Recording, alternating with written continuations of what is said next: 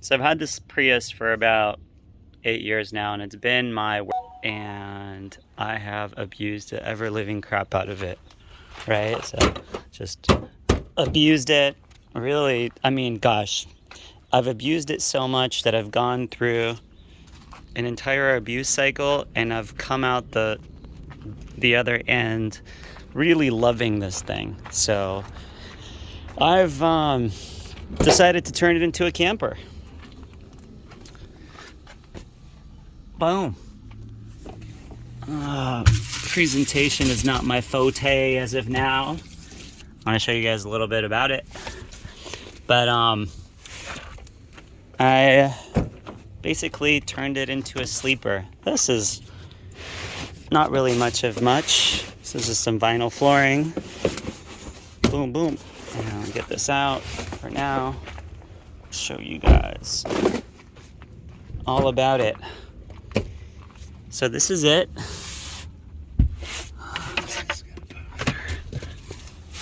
Here we go. I just used some scrap wood from around the yard. God knows I got too much scrap wood laying around here. And I stenciled it all in. I left this, and that could be just one piece of wood. This one can't, all right, because you need to be able to get in here. And that one right there, believe it or not, was pre-cut, and it came out of a getaway van. And you know, for the life of me, I couldn't tell what this thing did in the getaway van. It was like some sort of storage or something. Anyway, I put some shocks on it, this to help it go down, and it pops up.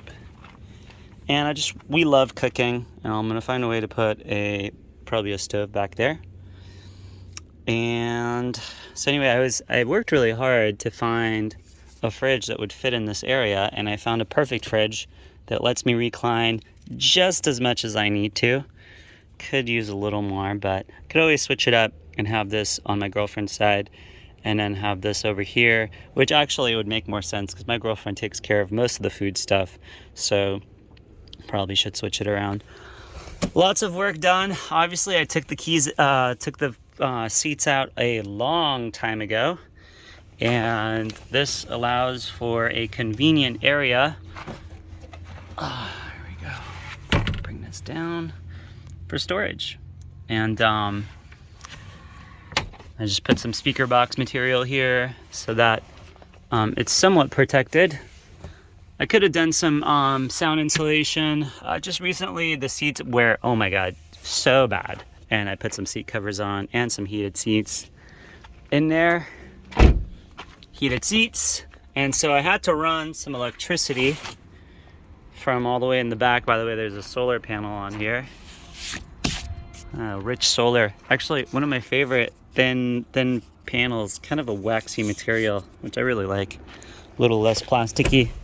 But anyway, so this is triggered by the car turning on, so you can't have heated seats without the car being turned on. But this is always on.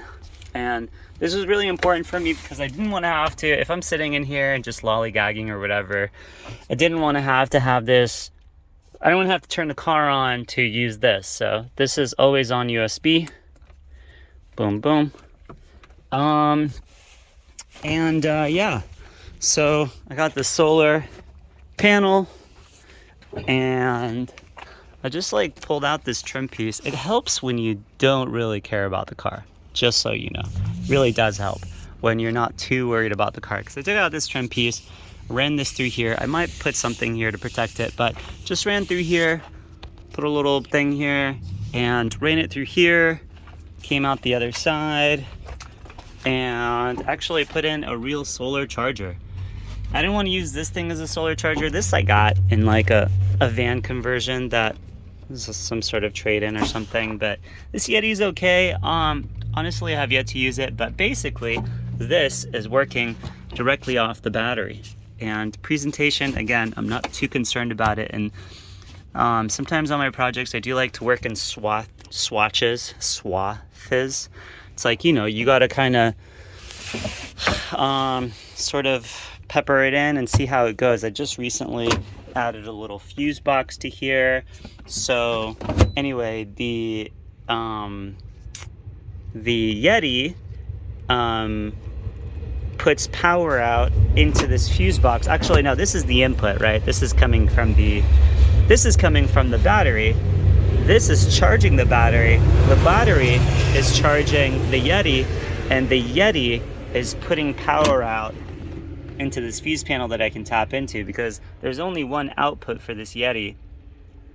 And these are all the wires that the Yeti came with, but I said forget that. They were going to charge me like some money to try to get this from a battery, and I was like, I'm just going to splice this into the battery. I'm still using the USB here for the fan. With fans, you can't really splice them in. You got to be kind of careful with them, because they are actually, when it's a USB, a lot of times it's 5 volts. So you actually have to have a converter and stuff like that. But I don't have a lot of hope for this. I might scrap this thing altogether, put a lithium battery in my driving battery. Of course, I'll have to worry about under freezing weather, which is important in half the country. In which case probably a heating pad or something like that for the battery so it doesn't freeze, because lithium batteries can't operate under freezing weather. Fan is really important. I definitely don't need a back window, and I need more storage than window, so I put in this guy, and I put in this thing, and I put in that thing to hold it in, and I rigidified it. So it's kind of nice. Hitch is really important in case I want to put a box on this. What else did I do? Oh, I put in oversized trailer tires. These are 14-inch Freedom haulers, and they just sort of give the car probably another couple inches of clearance. I am gonna make some Reflectix cutouts for these, and actually I lied, I did make Reflectix cutout for these, because you really want to limit the sun from coming inside as much as possible. So I did that, and of course when I do that I won't be able to have the ability to check my blind spots. So I put in blind spot mirrors, which are awesome. I highly recommend. Roof rack's really important, but as soon as you put a roof rack, it starts to howl. So this is really important, to let the wind go over and not inside. Of course, flexible solar panel is a must. I used some Sikaflex to put it down, and the nature of the beast is this has, it doesn't want to go all the way down. So, I mean, I'm probably going to, because I really want this to be all the way down and really nice and stuff like that, so I might just infuse this with Sikaflex and then put some roof tape on here. You gotta clean it up first. I was going to sand this whole thing down and put white paint on here, white oil-based paint, because it would do a lot to get rid of the heat buildup that happens on here. And I was like, oh my god, we're gonna look like a cop or a taxi cab. Forget it. You could see some of the Reflectix that I've done, which works really well. I am taking the tint. You could see me ripping off the tint. I actually kind of like that pattern over there. Sorry, I'm like looking at myself. Hello. So I'm taking off the tint on both of these windows, because if I take the Reflectix off, originally the tint was because I was in a city and I don't want people to jack me. But now that I'm not too worried about that, because we're moving to the off-gridness, I'm going to put Reflectix on here and then take off the tint. That way, when the Reflectix is off, we can have a lot of light coming through. Now, this is where it gets a little crazy. I'm going to put an RV roof vent right here, and I've already measured it out. It's pretty much within the same capacity, blah, blah, blah. I'm going to get, actually, there's a new one. I forgot what it's called, but it's not 14 inches, it's 11 inches, and it's got a fan built into it, and it's got a roof light. So the idea is, while I'm hanging out here, and if the AC isn't on, I'm going to put a roof vent in here. And like I said, it really helps to not care as much about the vehicle. And everything's experimentary, and if I go ahead and I do this and it's successful, a lot of people can follow. But What I'm gonna try to do is I'm going to take a razor blade and make an X. And then I'm going to, basically the important thing for me is that there's no wiring. I mean, really it's kind of, oh, I gotta tell you guys this. I put in, instead of this silly little light that comes with the vehicle, I put in an actual RV light. So just wired it into the, oh man. Yeah, so I wired it into the ceiling, I just realized.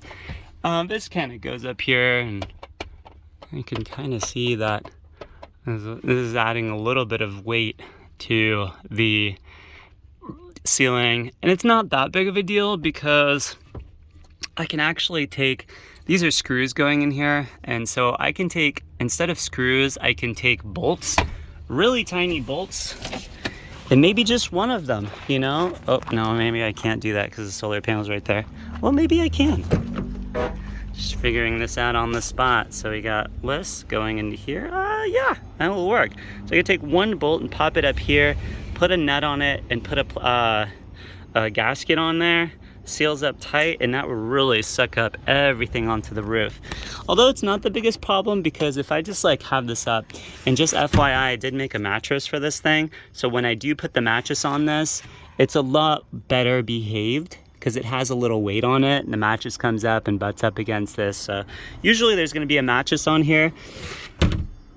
And yeah, you see this right here is just to hold it down, and this right here on this side, it's on the bottom, it's to keep it from going too far down. You can see that. Some brackets that I did, you can kind of see them over there. I just made those brackets and I bolted them to the factory bolting area, and to stop it from moving anymore, I put a secondary self-tapper right there. Actually happy with the way it came out. And then I kind of made a little right angle thing right there, and then I put another piece and bolted it into another factory bolt. So 2 bolts, which are really important in this application. Oops, sorry, my phone's falling out of my hand. Because you definitely want this to be sturdy. This is a shock. I just sort of picked a shock out of my collection and it worked. And this wood is strong enough to hold this, and it hasn't budged or anything. But I was thinking that if it does budge, excuse us, I was just gonna bend this in and then screw this in or something. But it's been okay so far. Fridge opens up like this. Super happy with this. Always like a fridge. I don't like coolers. I don't like having to put ice in the cooler, water, or anything like that. Really easy. Nice runner right here to run all your wires. Of course, that's your battery. Do not screw into that at all. You can kind of see how I've sort of made some sort of, what's the word I'm looking for? I've made some, oh my God, I did this right here. So you can kind of see how this has some leveling, and basically this is there, it's really close up to the battery, because if I didn't have that support right there, this was just tipped down. And anyway, you know, it's a lot of brain work that's hard to explain, but this is the level of the bed that I wanted. And so I had to stop right here where this bracket is. And so I had to extend that piece out a little bit more. And I couldn't drill on the back part of that piece, so I had to put that down there. Anyway, a lot of stuff right there. There's the light, and I gotta tell you guys, okay, so this sort of stops it, and then it'll just sort of choose to come back up there. Probably do something about that, because that kind of annoys me. I like everything to be tight, and I know things aren't tight. This is still very sloppy, but it's still a prototype. And I can make it a lot nicer, but you know, sometimes when you take so long to make things nice, you end up not really going anywhere. This is an all-in-one kit. I really like this a lot. Oh, by the way, I just want to show you guys some of the work I did here. I love going through carpet, making a little cutout, and then fishing the line out from there. Kind of Makes it a lot more clean. These are the heated seats that I have to do something about. I did have some wiring running on this side. I just went ahead and put some vinyl on top of it, which really helped. Anyways, this is a 7-gallon water tank. It's got a inlet right here for the water pump. So the tank and the water pump are separate purchases. This is its own purchase, and this is a second purchase, like around $39. Used to be $35 back in the day. And what I did is, this is the inlet for the pump. This is the external part of the pump. But let's show you what the pump does. So it's got this really long hose that I can choose to pull out if I want to, one at a time. And basically, you could just spray, right? And this is just a mist, which I love. I love mists because you can spray things down and not use a lot of water, but you can also loosen this guy up. And I'm sure a lot of you are going to know what I'm going to do, but boop, boop. You can spray your friends, spray people that walk by. Hey, guy. Anyway, this is awesome because you can actually, spray anything you want, right? You can just pull it more if you want and spray my window down, and I can hang it somewhere. So basically, this is how I would, if I chose to take a shower with this. I would make it a mist, because a mist is going to use so much less water. I mean, this is just like, this is a gallon in 5 minutes or 10 minutes. I mean, gosh, it's just a very little amount of water. So I would, you could even make it thinner too. I guess this is the thinnest you could do. And I would basically hang it somewhere, and I would have a ring, like a shower curtain ring, that then I slip onto here. And if I so chose to, I can make a notch right here. So the ring would come in this way and just slip right on here, and you can hang it and really really use it. So anyway, it takes 2 hands to pop these back in, but basically I just pop them back in like this, and you could make it look neat and stuff if you want to, but this is it. This is the water system, and it's amazing, and I love it. And it does take 12 volts, and you could see me fishing the wire through it all the way back there, and I've hooked it up to my to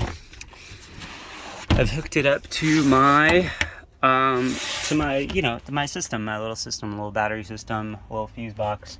So this is it, and I think this is gonna be it. I did get a trifold mattress from Amazon, but I don't think I'm gonna go that route again, because you pay whatever, $300 to essentially bastardize a mattress. So I think what I'm going to do next is it was actually a very comfortable mattress, to be honest with you. But what I think I'm going to try to do is go the just like the foam route, the sort of foam route, and just not have it be trifold, maybe like the 4-inch or the 5-inch, or I might actually experiment with 3-inch high density foam with like a 1-inch low density foam on top of it. And that's, I think, what that mattress company did, is they used different types of foams to create a sort of a base and then a top layer that made it nice and squishy. And then I'll cut that out. I'll get it for a third of the price, cut it out, and make my own cover for it, because that trifold mattress, once you cut it all down, you have all these flaps that you have to contend with, and it's just a lot of stuff to work with, when you can just make the mattress, make the cover for it, and you're done for basically the price of what a mattress would cost on Amazon, because things are really getting expensive. We got to start making our own things, I didn't say this, but you probably saw it in video. This thing is also on the back part of that thing, which is really important, because you want to have storage in any place possible. I would probably put some storage here, but you can tell we're maxed out on space. Luckily for us, we are short, which makes this whole thing a lot more bearable when you're 5'7". This is like 5'9" or 5'10", worth of sleeping space. And what I was thinking for more for taller people is potentially a flap that pops out right here, or even just, you know, obviously with everything involved, it would just be either a piece of wood that pops out. You would push the seat forward, and then you would have probably, I mean, if you put this seat forward, even just pushed it forward, you would have a lot more space. You would have 5-6 more inches of space just pushing it forward. But if the seat back also went forward, then you would have tons more space. But anyway, usually most people are around 6 foot or something. So you can have it flap open and then have the mattress come out, like, so the mattress would be tucked back, it would pop out, or you would have something like drawer slides that pop forward or something. But you would want it on the top side because you want to be a little bit more elevated on the top. But that's sort of my idea for taller people. The other thing that you can do is if you do have the mattress and you push the seat forward, and if you have like a camping bag or a pillow or something like that, you can wedge that in there, and that would just create enough space for you to be able to just probably put your head there. Because if your just head is in a place like that, like on a pillow area, your body, that already gives us like to about 6'3", 6'4". So it's totally more than enough. But this is how you make a Prius camper work. All right, you guys, that was a lot of time, and I'm excited to have showed you this.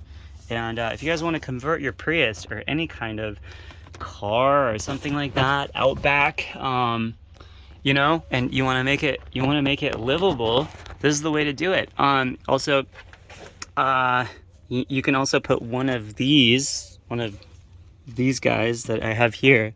These guys, they're made to actually go up here, but I found that I like the headroom a little more. It kind of felt claustrophobic having it in here, so I took that out and put it underneath here. Anyway, guys, hope you're having a good one. Take care. Bye.